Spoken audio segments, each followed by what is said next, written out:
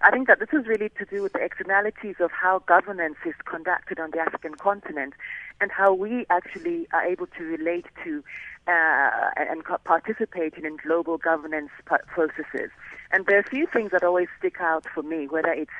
economic treaties, which I'm quite conversant with, whether it's the environmental treaties, or whether it's a treaty such as the International Court of Criminal Justice. And I think that there are issues around, number one, proportionality, the proportion to which responsibility is apportioned to particular parties. There's also the question of equity, whether there is equity in these agreements and whether they actually lead to greater equilibrium globally in terms of economics, in terms of justice, in terms of peace and security. The third is also the notion of reciprocity, which is very critical, whether or not there is wholesale participation of all stakeholders, of all nations equally, and whether there is reciprocal administration of these particular instruments, regardless of whether a country is perceived to be a superpower in inverted commas, or whether it is perceived to be an emerging economy, an emerging country, a new emerging country. And I suppose this leads to questions around perceptions management and the perception that, for example, a lot of agreements and international instruments are rather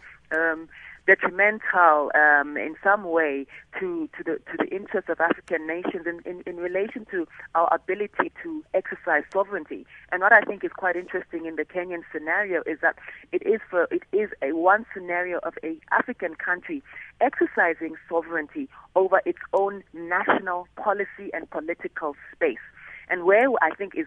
where one also has to ask another question, other than the 3 points that I've raised, is also where this leaves, where international protocols leave the citizens of countries. Every time the United States, for example, goes to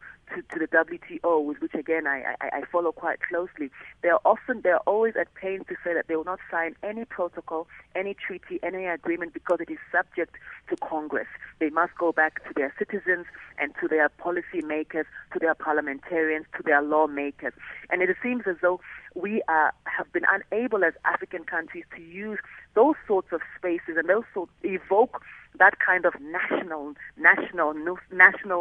sovereignty and statehood. In fact, and we seem to feel that, of course, most countries feel that these agreements are good for international diplomacy, but we need to look a bit more deeply in terms of global economic governance and its efficacy in the African context.